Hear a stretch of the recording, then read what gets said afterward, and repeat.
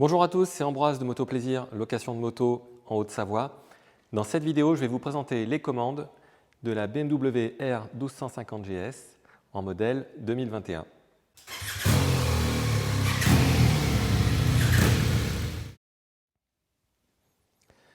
Donc, cette moto est une BMW R 1250 GS en modèle 2021, finition Pro. Donc, c'est une moto qui est donc sans clé entre guillemets, il y a quand même une clé physique ici. On garde la clé dans la poche pour l'instant et on met le contact en appuyant sur le bouton qui est ici. On va commencer du côté gauche. On a donc une gâchette ici qui sert aux appels de phare et on la pousse vers l'avant pour rester en plein phare. Ensuite, ce bouton-là, c'est le régulateur de vitesse. Il est actuellement coupé. On l'active en le repoussant vers la droite de cette façon-là. On roule, mettons, à 80 km/h. On bloque la vitesse de régulation en poussant sur ce levier. À partir de là, on peut accélérer ou ralentir. Dès qu'on touche embrayage, frein ou qu'on repousse la commande de gaz de cette façon-là, on coupe la régulation. On tire sur ce levier-là pour rappeler la dernière vitesse programmée et on peut aussi couper la régulation de cette manière-là. Ici, on a donc le bouton qui vous permet de commander l'éclairage à l'avant. Donc les feux de jour sont automatiquement allumés lorsque vous avez le petit A. Quand il fait jour, les feux de jour sont allumés et ils basculent automatiquement en feu de croisement lorsque vous passez dans un tunnel ou lorsqu'il fait sombre. Dans tous les cas, qu'il apparaisse le petit symbole ou pas, il y a toujours quelque chose d'allumé à l'avant. Ici, on a donc le bouton des warnings. Bon, rien de particulier à signaler par rapport à ça. Ensuite, alors le bouton menu, il fonctionne avec la molette également. Donc, lorsqu'on est sur l'écran principal, lorsqu'on appuie vers le haut, on fait défiler un certain nombre d'informations qu'on va voir plus en détail. Donc, le kilométrage de la moto, les trips journaliers, les consos moyennes, les temps de parcours, etc. On va aussi pouvoir afficher la pression des pneus ici, l'autonomie et donc la jauge à essence. Pour rentrer dans le menu de la moto, on appuie vers le bas et donc à partir de là, on peut naviguer avec la molette en la poussant vers la droite ou vers la gauche pour faire défiler les différentes pages du menu. Pour rentrer dans le menu Mon véhicule, j'appuie à nouveau vers le bas sur le bouton Menu. Donc là, on a un écran qui résume l'état de la moto. Il n'y a pas de défaut. Température du liquide de refroidissement, niveau d'huile. Le niveau d'huile va s'afficher une fois que le moteur sera chaud et qu'il aura été au ralenti suffisamment longtemps. On a la pression des pneus également, l'autonomie, la batterie et puis la température extérieure.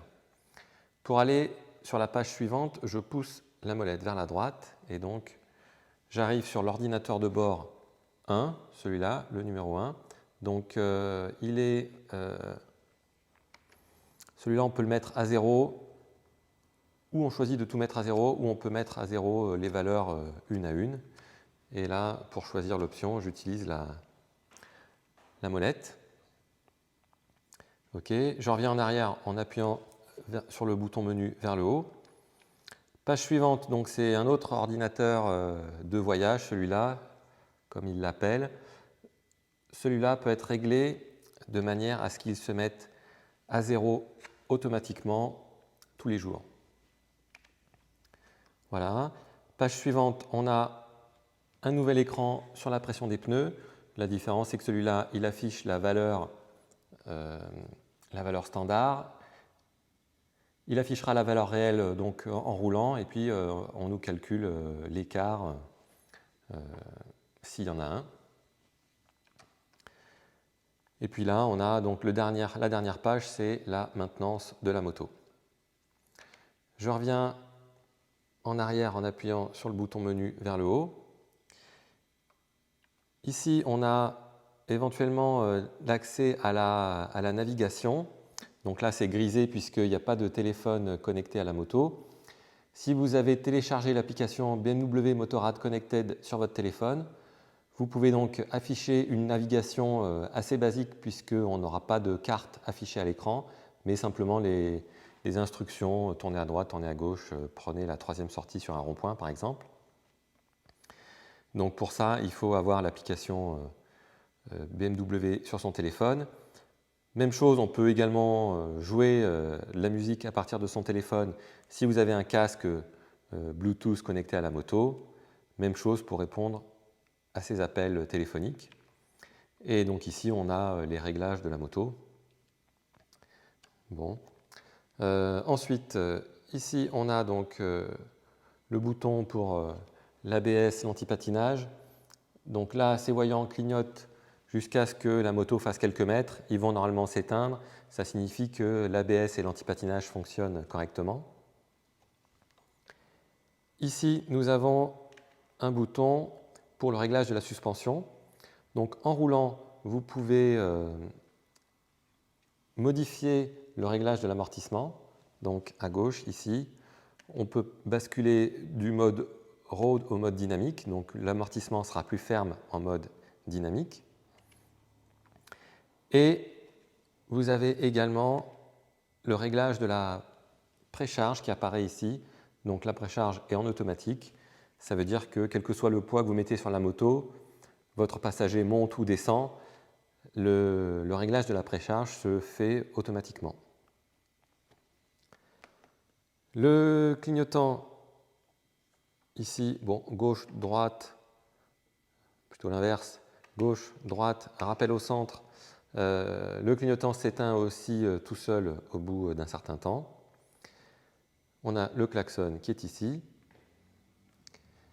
Le bouton qui est ici, donc ce sont les feux additionnels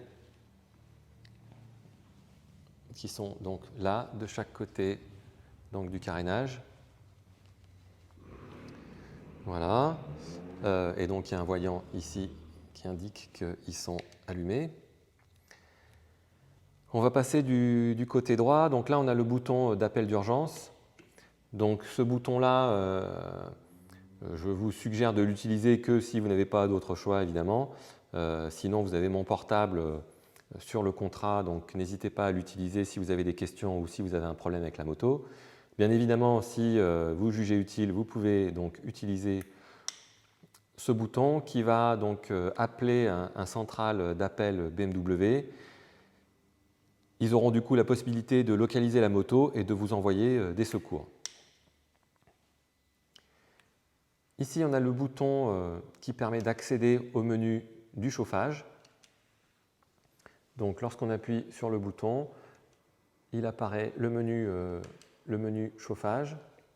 Donc, à partir de là, avec la molette, on va choisir si on veut modifier le réglage des poignées chauffantes ou de la selle chauffante. Donc, j'appuie sur la molette vers la droite. Il y a 5 niveaux de chauffe.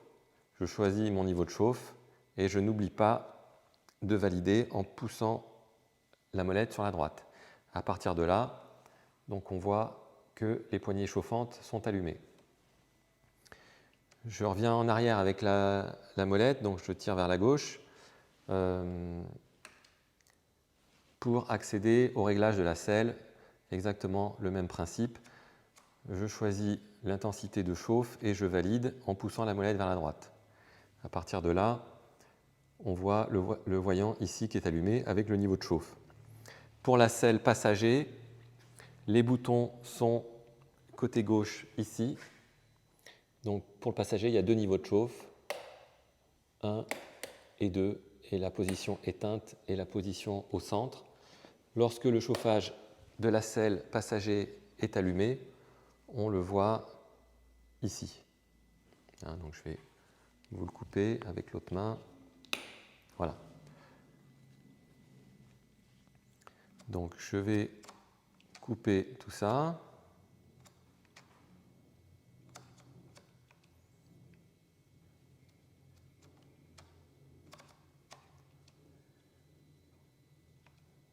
Alors il ne faut pas oublier de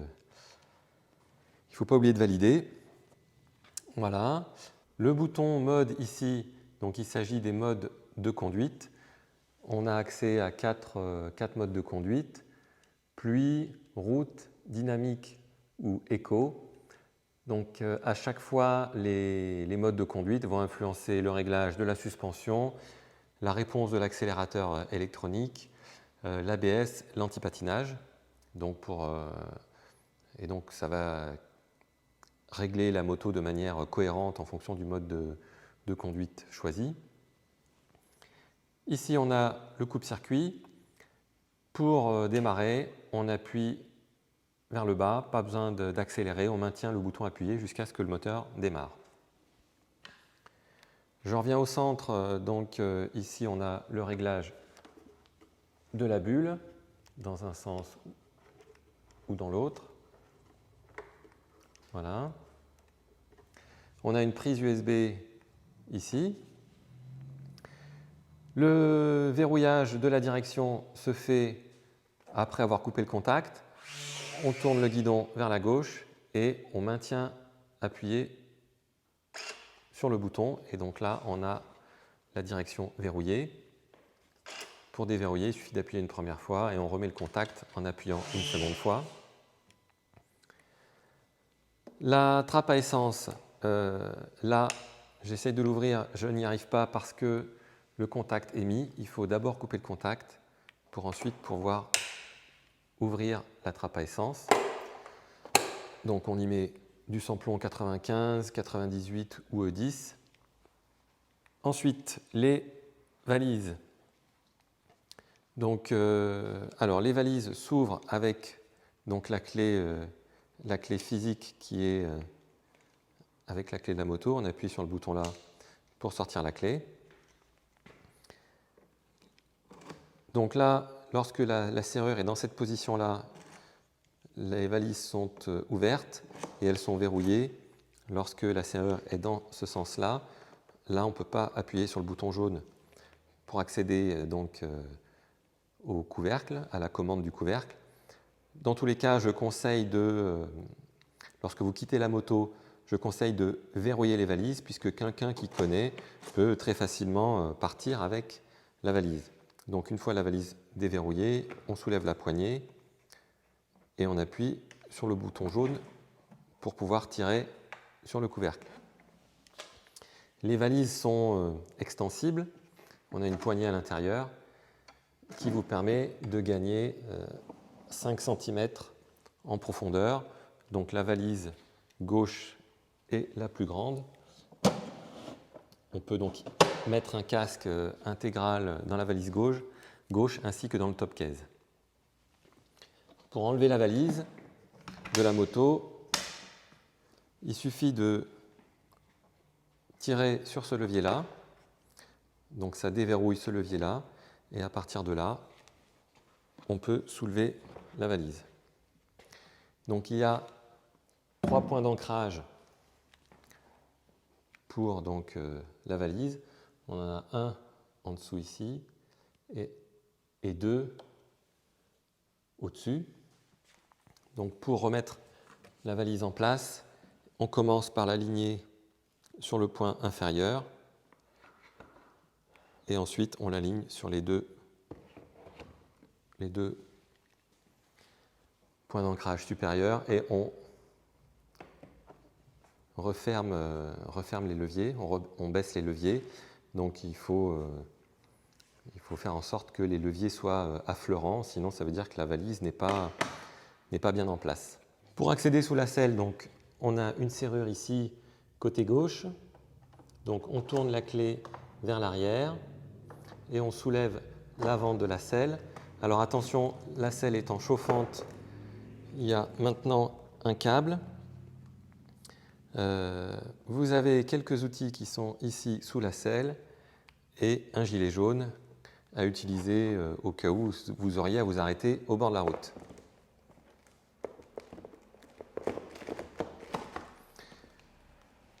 La selle du conducteur est réglable sur 2 positions.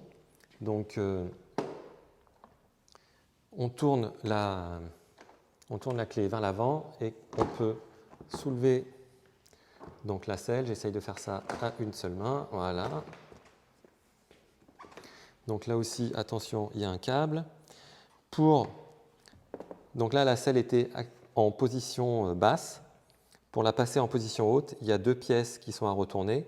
Celle-ci, qui a un clip en haut. Donc on la retourne de cette façon. Et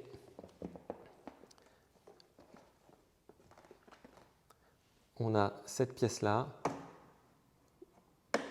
qu'on retourne également. Et donc là, on a la selle qui est en position haute. Dernière chose, cette moto est équipée donc du shifter. Ça signifie qu'il est possible de passer les vitesses sans débrayer, simplement en poussant ou en tirant sur le levier de vitesse. Il n'est pas nécessaire de modifier la position de la poignée de gaz. On peut passer les vitesses simplement en tirant sur le levier. Voilà, j'ai normalement terminé cette présentation de la BMW R1250 GS en modèle 2021.